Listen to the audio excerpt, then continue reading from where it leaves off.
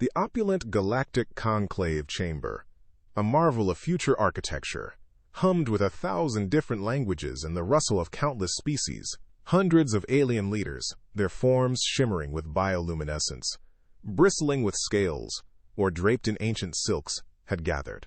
High Arbiter Xylos, a towering, multi-limbed figure, surveyed the assembled delegates with an air of bored authority. His voice, modulated to resonate through the vast space, finally cut through the din. "We are here to assess humanity's claim for full membership in the conclave. They present this." On the colossal main screen, a single, unassuming vessel materialized. It was a dull, dark gray ship, its hull scarred and dented, devoid of the sleek lines or dazzling energy signatures common to modern starcraft. An initial wave of indifference rippled through the delegates, quickly followed by a flicker of curiosity at such a seemingly pathetic offering. As the delegates got a closer look at humanity's vessel, indifference curdled into open derision. A ripple of chuckles began in the lower tiers, quickly swelling into a cacophony of outright laughter. "Is this a joke?" screeched a delegate from the Avian Xylosian Alliance, their feathered crest quivering with amusement. A relic from the scrap heaps of their pre-spaceflight era? Even Grand Admiral Xylo, a seasoned veteran who had seen every type of starship imaginable, allowed a sneer to twist his reptilian features. "Look at that armor," he rumbled, his voice dripping with scorn. "It appears to be made of solid, unrefined metal. Does it even have shields? Or do they simply hope to absorb kinetic impacts with brute mass?"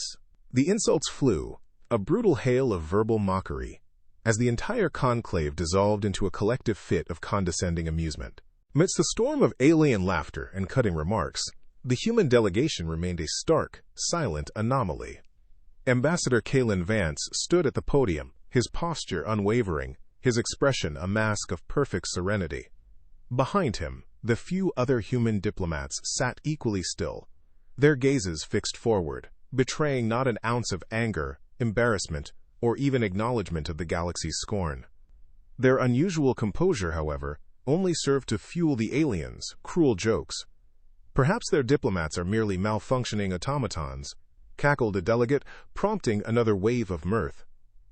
The silence from humanity was not perceived as strength, but rather as a pathetic, perhaps even fearful, inability to respond. Yet to those few who watched closely, there was a quiet, almost unsettling defiance in their stillness. In the vast, echoing chamber, far from the epicenter of the conclave's boisterous mockery, a few xenotech analysts hunched over their glowing data consoles. Their multifaceted eyes, usually darting with calculated precision, now held a hint of professional unease. They zoomed in on the human ship, its dull gray hull filling their screens. "The hull composition. It's not in any modern database," whispered a four-eyed analyst, his digits flying across a holographic keyboard. Another chimed in, "And the energy signatures, or lack thereof, are unique. There are scars of age, yes, but also a resilience that defies its apparent simplicity." They exchanged worried glances, whispering about ancient records, forgotten designs, and alloys that shouldn't exist. Their quiet concerns, however, were utterly drowned out by the continued, arrogant laughter of the conclave. High Arbiter Xylos, weary of the protracted mockery, finally attempted to restore some semblance of order. He turned his attention to the human ambassador. "Human Vance," he intoned, his voice still laced with impatience. "Your people claim this vessel is a testament to your capability, yet it appears to be little more than a derelict. Do you truly believe this is a worthy offering to the Galactic Conclave?" Ambassador Kalen Vance, his eyes meeting Xylos's with an unnerving calm, finally spoke. His voice, soft but clear, resonated through the chamber, cutting through the lingering echoes of alien laughter. "What you see," Vance stated, his gaze sweeping across the stunned delegates, "is not the beginning of our power. It is the memory of what we once built." A sudden, profound stillness fell over the conclave. In the back, the xenotech analysts, now frantic, slammed their hands onto their consoles, desperately searching for something, anything, in their archives. A nervous, scattered titter of laughter tried to reassert itself, a desperate attempt by the conclave delegates to dismiss Vance's cryptic words as mere theatrics. But the unease had taken root. Grand Admiral Xylo, his earlier scorn replaced by a knot of internal conflict, suddenly snapped. "Enough of this charade," he bellowed, his voice echoing with a frustrated blend of doubt and impatience. "If this memory is so formidable, let us test it. A live combat trial. Let us see if this ancient relic can withstand a single modern cruiser's volley." A chill, colder than the void, swept through the chamber. High Arbiter Xylos, seeing the shift in the conclave's mood and recognizing the need for a definitive answer, pounded his gavel. "So be it," he declared, his voice grim. "A trial in open space. Humanity's vessel will face our test. Let us see what this memory truly holds." The stage was set, and the galaxy, unknowingly, walked into a trap. The grand conclave chamber, still buzzing with the echoes of High Arbiter Xylos' stern pronouncement, now focused its collective gaze upon the main view screen. There, in the vast, inky canvas of open space, humanity's lone, unassuming vessel was being carefully towed to the designated trial grounds. Whispers, like a subtle rustle of leaves, spread through the delegates. Many still mocked, their chittering and low rumbles of derision barely suppressed. They saw a relic, a pathetic attempt to feign strength. But among them, Grand Admiral Xylo, his multifaceted eyes narrowed, stared intently at the dull black hull. A knot tightened in his gut. He sensed something ancient, something profoundly wrong, about the ship's silent defiance against the backdrop of glittering, modern warships. The eerie silence emanating from the human craft was not weakness, he mused, but a premonition. Back in the conclave chamber, Xylo leaned forward at his console, his claws nervously tapping the holographic schematics of the human ship. The vessel's design was deceptively simple, yet every line, every curve hinted at a functionality he couldn't quite decipher. A knot of uncertainty, cold and heavy, grew within him. "Second in command," he rumbled, his voice low. "Confirm the energy signature readings. And that alloy run a full spectral analysis again." His aide, a younger, more eager officer, quickly complied. Moments later, the officer's voice, usually confident, wavered. "Admiral, the alloy composition is unknown. It doesn't match any known periodic table classifications, nor does it align with any recorded human metallurgy. And the engine patterns, they register as dormant, yet impossibly intricate, unlike anything in our databases." Xylo closed his eyes, a grim premonition settling deep in his ancient bones. Something was terribly amiss. Out in the void, the stage was set. 5 sleek, modern alien cruisers, each dwarfing the human vessel in both size and technological flash, positioned themselves in a menacing semicircle. Their weapon ports glowed faintly, ready. The plan, as relayed through the conclave, was simple. Begin with low-intensity shots, a theatrical humiliation, a crushing display of galactic superiority against humanity's perceived weakness. In the chamber, the alien delegates leaned forward, eager for the spectacle. Their pilots chattered confidently over the comms, their voices oozing with anticipation. Yet, at the human delegation's podium, Ambassador Kalen Vance and his few diplomats remained perfectly still, their faces devoid of emotion, their silence a stark contrast to the galaxy's boisterous arrogance. It was the calm before a storm the galaxy had utterly misjudged. The first shot came, a blinding plasma bolt from the lead cruiser, arcing through the void like a vengeful star. It slammed into the human ship's dull black hull with a concussive flash that rippled across the conclave screens. A collective cheer rose, quickly dying in a wave of confusion. The ship was unharmed. Not a scratch, not a scorch mark. No energy shield shimmered, no hull plates warped. Another cruiser fired. Then another, their energy weapons lashing out in rapid succession, painting the void with brilliant, futile impacts. Plasma, kinetic slugs, disruptor beams, all struck the human vessel's surface, only to be absorbed, utterly nullified. The dull black hull remained pristine, silent, unyielding. Murmurs of disbelief rippled through the conclave, questions replacing the earlier laughter. Grand Admiral Xylo's breathing grew heavy, ragged. The sight of the ship's unyielding hull, the way it silently drank the energy of modern weapons, triggered something deep within his ancestral memory. Hull markings, the specific, almost organic alloy, the silent, terrifying power. Forbidden records, whispered legends from 1,000 years ago, surfaced in his mind. Tales of ancient wars, of ships that had vanished into myth, vessels whose very existence was considered heresy to speak of. They were described with an uncanny resemblance to the vessel before them.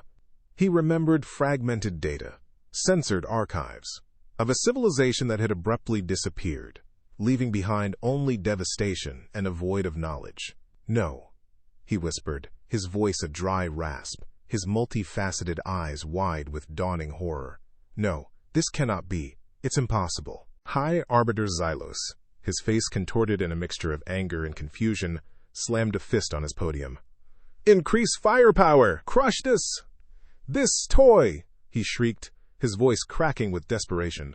On the screens, the alien cruisers, now visibly agitated, responded. Their weapon systems glowed with renewed, desperate energy. Beams converged, plasma storms erupted, and salvos of heavy missiles streaked towards the human vessel. The ancient ship was utterly engulfed in a maelstrom of destruction, a blinding whiteout that threatened to tear the fabric of space itself. The conclave held its breath, a desperate hope blooming in their collective chest. But when the light cleared, when the dust settled, the human ship remained. Still, silent, and impossibly utterly unharmed. A profound, chilling silence descended upon the chamber, heavy with dread.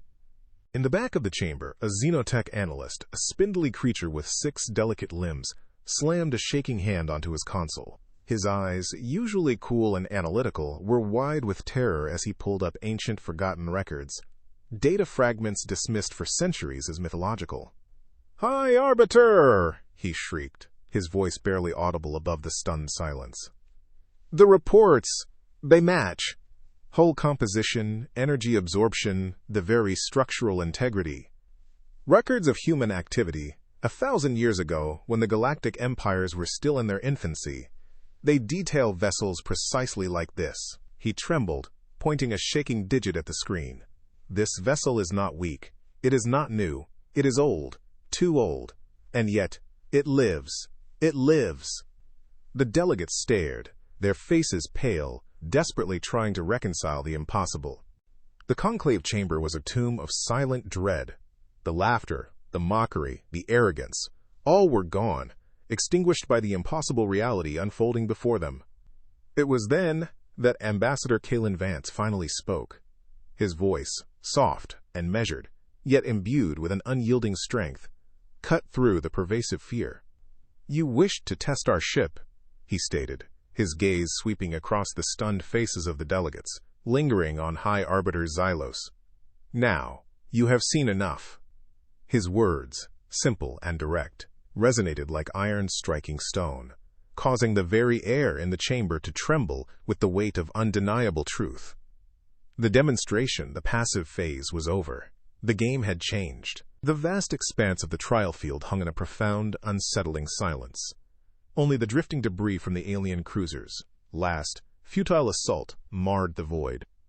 At the center of it all, the human vessel remained, a dark, unyielding monolith, utterly untouched. Within the conclave chamber, the delegates were a tableau of stunned disbelief. Their earlier mockery had vanished, replaced by wide, fearful eyes and trembling limbs. Grand Admiral Xylo, however, did not tremble. His gaze, though etched with a grim understanding, was fixed on the screen, a heavy weight settling in his ancient heart. He leaned closer to his bewildered aides, his voice a low, raspy whisper that carried the weight of ages.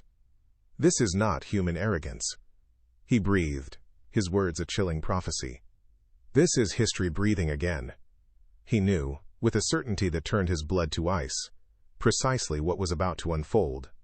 High Arbiter Xylos, his usually regal posture now slumped, and his voice laced with a desperate, cracking edge, struggled to reclaim authority. "It is a bluff," he shrieked, his voice echoing too loudly in the suddenly hushed chamber. "A trick.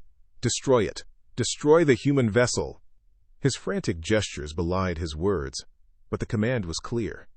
The remaining alien cruisers, their pilot still reeling from the impossible resilience of the human ship, reluctantly began to charge their ultimate weapons. Massive warheads, capable of rending small moons, glowed with destructive energy, a final, desperate gamble to shatter this terrifying illusion. They hoped, against all rational thought, that one last, overwhelming strike could finally erase humanity's insolence. With a synchronized roar, all 5 cruisers unleashed their combined might. Beams of pure annihilation, torrents of hyperplasma, and swarms of guided warheads converged on the human ship, creating a void-erupting blast that dwarfed all previous attacks. The conclave chamber was momentarily blinded by the light, delegates shielding their eyes, some daring to hope this was the end. But when the blinding glare finally cleared, the sight that greeted them stole every breath. The human ship was still there, a silent, defiant silhouette against the distant stars, completely unharmed. Yet it was no longer passive. Its ancient engines, once dark, now pulsed with a deep, golden fire, and along its dull, black hull, intricate, forgotten symbols began to glow, thrumming with an ancient energy that resonated through the very fabric of space.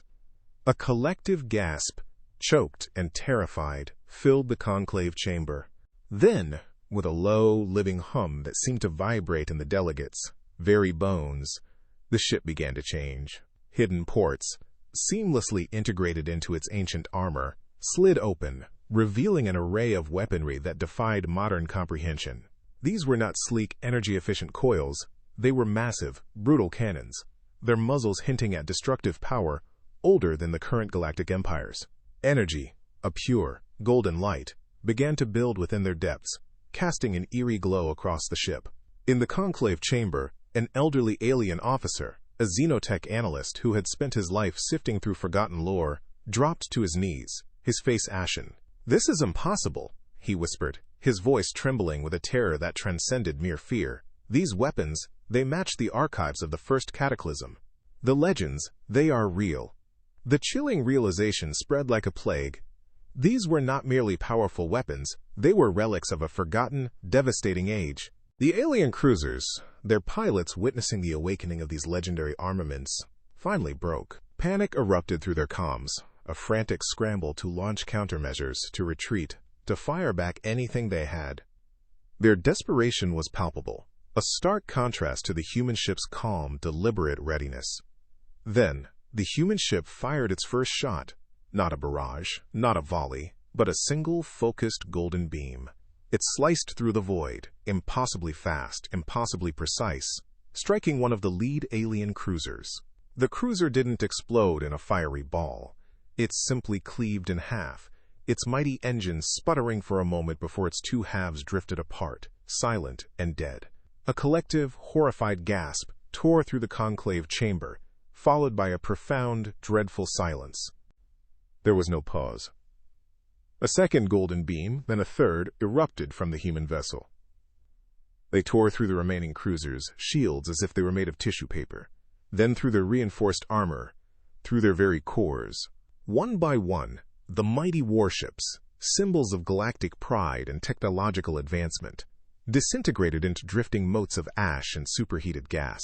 Their panicked screams, barely audible over the conclave's internal comms, were cut short with chilling efficiency.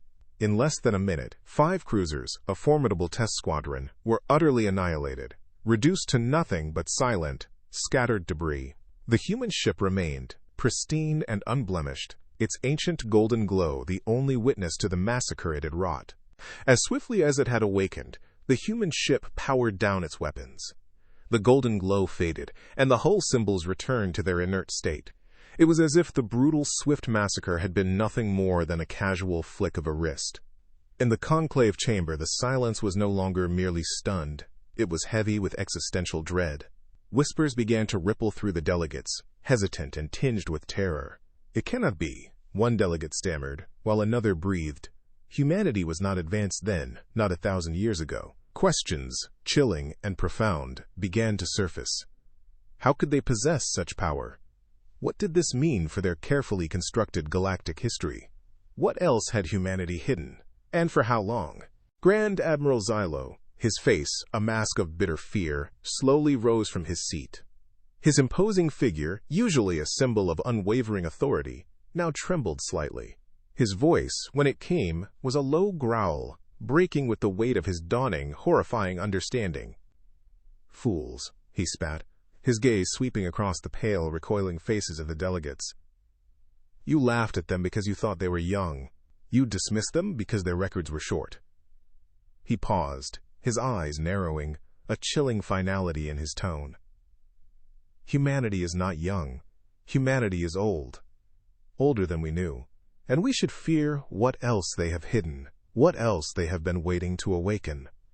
His words hung in the air, a definitive statement of terror. Ambassador Kalen Vance, who had remained perfectly still throughout the entire terrifying display, now stepped forward to the podium.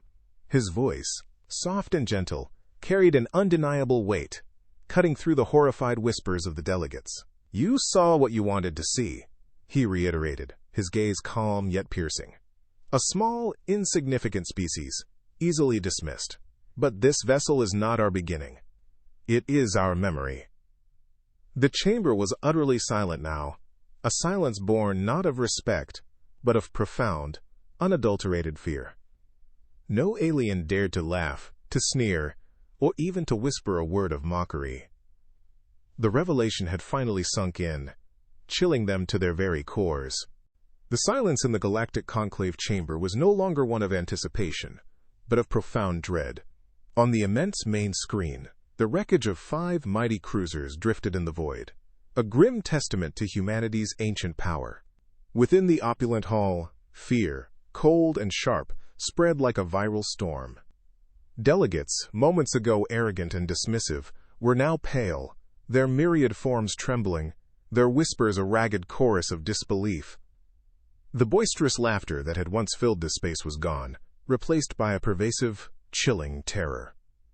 High Arbiter Xylos, his once pompous posture now slumped, could only stare at the screen, his own species, ships reduced to dust. A high-pitched, reedy voice cut through the terrified murmurs. An insectoid leader, its multifaceted eyes wide with denial, scuttled forward. "No, this cannot be! Humanity's records are clear. They are a young species. This is a trick." But before its desperate words could fully echo, Grand Admiral Xylo, his face etched with grim realization, slammed a heavy fist onto his console. The sound cracked through the chamber like thunder.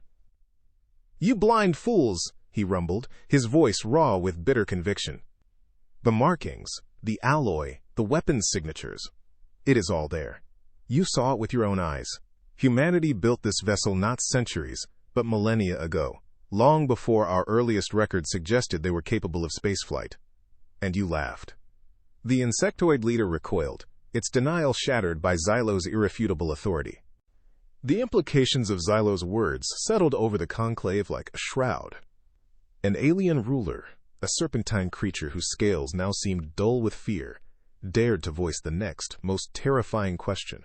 But if this ship is so ancient, and humanity has kept it hidden, what if there are more? What if fleets of these ancient vessels still lie dormant, awaiting their awakening? The chilling speculation hung in the air, each delegate exchanging terrified glances. Ambassador Vance, who had remained a statue of composure throughout the massacre, finally spoke. His voice, though quiet, resonated with an unnerving authority. "Humanity has not revealed all that it is," he stated, his gaze sweeping across the trembling assembly. "We choose what to show. We choose what to awaken." The words were not a threat, but a statement of undeniable, terrifying fact. The chamber fell into a deeper, more profound dread. A reptilian general, its voice a low hiss, nervously suggested, "We must act. We must prevent humanity's unchecked rise." But an older, wizened alien delegate, its voice raspy with ancient wisdom, offered a chilling counterpoint that froze every being in the room. "Or," the elder whispered, "they could already rule it. They could already hold sway over this galaxy, and they are only waiting." High Arbiter Xylos clutched his chest, a ragged gasp escaping his lips. The horrifying realization struck him with the force of a supernova. Humanity might not be a newly emerging power, but an ancient, pervasive force, that had merely allowed the other races to believe they were dominant. The entire galactic order, their history, their very understanding of existence, was a lie. Xylos, his face pale and clammy, finally found his voice, though it was now a mere fraction of its former authority. He looked at Ambassador Vance, his eyes desperate. "Humans," he pleaded, "what do you want? Why reveal this now?" Ambassador Vance met his gaze, his expression unreadable, yet radiating an undeniable power. "We came here for respect," he stated, his voice calm, cutting through the fear-laden air. "You saw us as children. You dismissed us as insignificant. Now you know better." The words, simple and profound, settled over the room like a heavy cloak. No one dared to challenge him.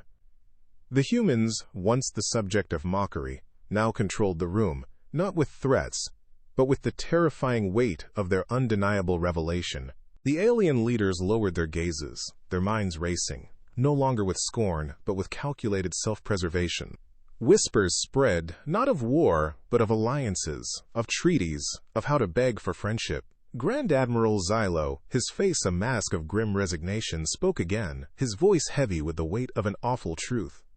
"Humanity," he declared, his words echoing with finality, "is the ghost of a power older than your empires, and if they awaken it fully, the galaxy will kneel." The human ship, its golden scars a stark contrast to the vast blackness of space, began to drift silently back towards humanity's designated sector, leaving the conclave in hushed, terrified contemplation of a new, horrifying reality. A single human vessel, its ancient hull, now a symbol of chilling power, drifted silently back towards humanity's designated quadrant, giving no further signals. In the opulent galactic conclave chamber, the chaos had subsided, replaced by a profound, oppressive hush. Respect, once withheld with disdain, was now forced upon every delegate, a heavy cloak of fear settling over their diverse forms. They sat, pale and trembling, their minds reeling. What was humanity's true past? What sleeping giants lay dormant in their history? And what terrifying future would this revelation bring to the galaxy? Ambassador Kalen Vance stepped forward, his composure unyielding, his gaze sweeping over the now subdued assembly.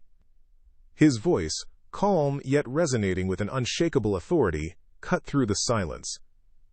"We do not seek conquest. We do not seek to rule. But hear this now, clearly, for all time. You will never mock humanity again." His words hung in the air, a final, definitive dismissal of their past disrespect. "What you witnessed today," he continued, "was not a declaration of war, but a memory, a stark reminder of what we have always been capable of." The delegates remained stunned, their previous arrogance shattered. Grand Admiral Xylo, his face etched with a grim realization, finally found his voice, a tremor running through it despite his efforts. "But what if there are more?" he demanded, his eyes fixed on Vance. "What if fleets of these ancient vessels still lie hidden, waiting in the void?" A collective shiver ran through the chamber.